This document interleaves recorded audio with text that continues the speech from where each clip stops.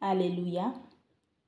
Shalom bien-aimés dans le Seigneur. C'est encore moi, votre sœur en Christ. J'espère que vous allez bien. C'est la suite de mon témoignage. Je l'ai intitulé « Secouru par un souverain sacrificateur ». Je vais d'abord prier pour sceller tout ce que je vais dire dans ce témoignage dans le sang de l'agneau, au nom de Jésus-Christ de Nazareth. Amen. Éternel Dieu Tout-Puissant, mon âme te bénit et te glorifie. Seigneur Jésus-Christ, je te dis encore infiniment merci, parce que c'est toi qui rends ce témoignage possible aujourd'hui. Merci infiniment pour tout ce que tu as fait pour moi. Si j'ai trouvé grâce à tes yeux, prends le contrôle de ma bouche, prends le contrôle de tout mon être, Saint-Esprit, et permets-moi de transmettre fidèlement tout ce que j'ai vécu avec toi, au nom de Jésus-Christ de Nazareth. Amen. Je scelle ce témoignage dans le sang de l'agneau, au nom puissant de Jésus-Christ de Nazareth. Amen. Bien-aimé en Christ, une autre fois, j'ai eu un songe qui m'a marqué. Dans ce songe, je sortais de chez moi pour me rendre à la cave derrière la maison. En fait, c'est un chemin qu'on emploie beaucoup parce que, voilà, à la cave, on a des choses qu'on conserve là-bas. Puis parfois, voilà. Je ne vais pas aller dans les détails, mais c'est un chemin qu'on emprunte beaucoup en journée. Donc, dans ce songe, je sortais de chez moi pour me rendre à la cave derrière la maison. Et quand j'arrive derrière la maison, je vois un gros serpent. Il se tenait à la limite entre la parcelle de notre voisin et nous. Il tournait le dos à notre propriété. En effet, sa tête et son regard étaient dans la parcelle du voisin et le reste de son corps était sur notre parcelle. Du coup, j'ai couru dire à mon conjoint qu'il y avait un serpent chez nous. En allant appeler mon conjoint à l'aide, il y a eu un sacrificateur, un souverain sacrificateur venu de nulle part qui est venu à mon secours devant notre maison au niveau de la boîte à lettres. Il m'a remis une croix en bois et la croix était vide. Pas de Jésus sur la croix. Et le souverain sacrificateur n'a pas beaucoup parlé. Quand il m'a remis la croix en bois, il m'a dit « Suis-moi ». J'ai pris la croix et avant de le suivre, j'ai retourné ma tête. Et en retournant ma tête, j'ai vu ce serpent accourir à une vitesse phénoménale. On dirait en une fraction de seconde, il était sur notre terrasse.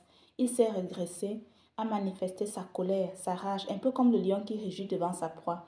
À la seule différence qu'il n'est même pas venu combattre le souverain sacrificateur en question.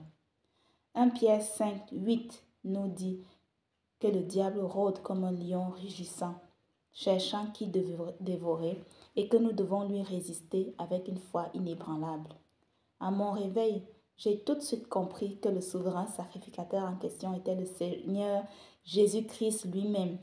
Et depuis ce jour-là, j'ai commencé à avoir de l'assurance, car Satan n'était même pas venu pour combattre. J'ai aussi compris que du fait de mes prières intenses, la louange et l'adoration, ma maison était en feu. Notre Dieu, tout le monde sait qu'il est un feu dévorant. L'ennemi ne pouvait plus entrer comme il avait l'habitude. La parole ne nous dit-elle pas dans Matthieu 13, 25 que l'ennemi vient quand tout le monde dort pour semer l'ivraie? À force de chercher Dieu, le Seigneur m'avait conduit toujours dans un songe. Il m'avait conduit dans un grand bâtiment et m'a montré une flamme de feu enfermée dans une minuscule cellule obscure et il m'a dit « C'est toi ». Quand je me suis réveillée de ce songe, j'étais tétanisée. En fait, je ne savais plus quoi faire. J'avais en fait compris que c'était mon âme qui était en prison. J'étais tellement traumatisée que je ne mangeais plus, je ne dormais plus. En plus, je connaissais bien le verset de la Bible dans Matthieu 16, 26 qui nous dit « Et que servirait-il à un homme de gagner le monde entier s'il perd son âme, s'il perdait son âme, ou que donnerait un homme en échange de son âme ?» Du coup, cette grande joie que j'avais avant, je l'avais perdue. J'avais perdu tous mes moyens, même le goût de vivre. J'étais devenue insomniaque. Qu'est-ce que j'allais bien donner pour sauver mon âme et comment j'allais m'y prendre? C'était impossible pour moi. Entre-temps, j'avais aussi mon bébé qui pleurait sans cesse. Nous avions beau faire n'importe quoi pour le calmer, mais il pleurait continuellement, comme si lui aussi il était persécuté. Alors que quand je l'ai mis au monde, mes sœurs, tout allait bien. C'est pour ça qu'il faut être attentif à tout ce qui se passe autour de nous en tant que chrétiens. Il ne pleurait jamais quand on le mettait au lit, Mais maintenant, il pleurait continuellement, de jour comme de nuit. On avait beau tout faire pour le calmer, rien. Du coup, nous étions à bout de force, mon mari et moi. Nous étions tous à bout de force.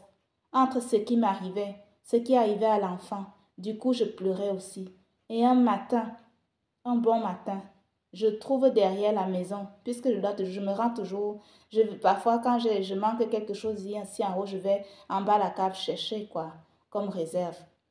Un matin, je me rendais à la cave et qu'est-ce que je vois? Je vois un énorme morceau de je ne sais pas quoi, pour ceux qui voient les kilos de pain, les grandes livres de pain qu'on vend ici en Suisse là. Un grand morceau de pain, grande livre de pain, immense.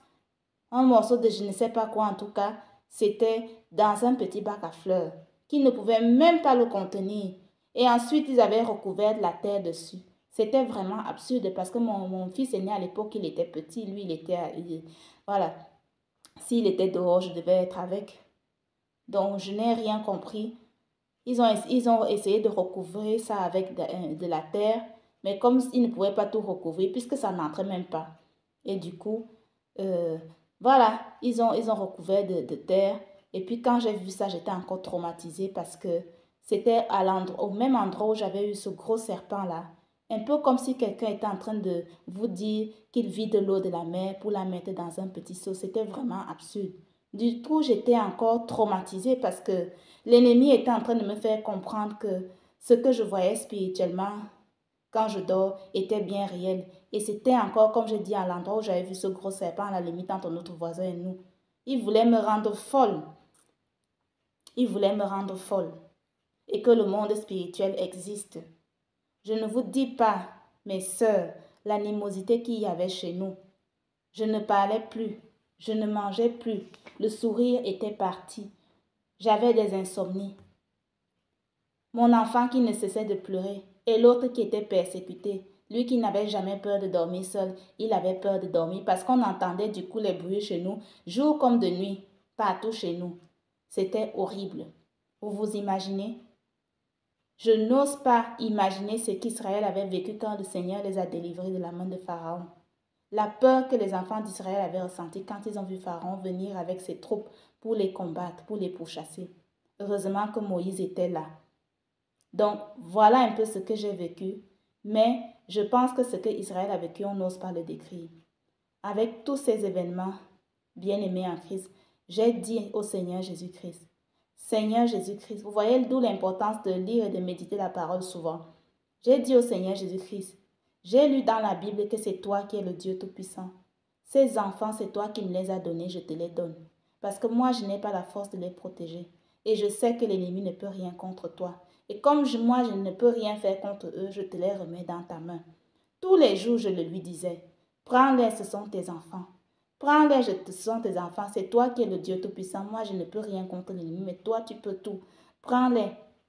Je lui disais cela tous les jours. Et le soir, quand je finissais de prier avec mon fils aîné, je me plongeais dans les Saintes Écritures. Après cela, je posais ma Bible sur mon chevet de lit. Et pendant toutes les nuits, vu que je savais que mon âme était emprisonnée là-bas, c'était horrible. Je voyais mon mari qui dormait à côté, moi qui ne dormais pas. Qu'est-ce que je faisais toutes les nuits? Je criais au Seigneur, délivre-moi Seigneur Jésus-Christ. Je parlais audiblement, hein? Délivre-moi Seigneur Jésus-Christ. Délivre-moi Seigneur Jésus-Christ. Délivre-moi Seigneur Jésus-Christ. Délivre-moi Seigneur Jésus-Christ. Pendant que mon mari ronflait à côté. Et ensuite, ça en est suivi ma délivrance. Je vais vous parler de ma délivrance dans la prochaine vidéo. Je vous remercie de m'avoir écouté. Je remercie également Claudia et David qui intercédaient pour moi, qui m'ont vraiment bien épaulé pendant tous ces moments, ainsi que tous les frères et sœurs de l'Église qui m'ont soutenu dans la prière.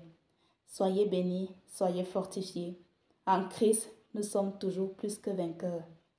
Que le nom du Seigneur Jésus-Christ soit glorifié parce qu'il est le Tout-Puissant et toute la création se prosterne devant lui. Il est le maître de l'univers. Personne, aucune créature ne peut rien contre son Créateur. Soyez bénis. Shalom, shalom.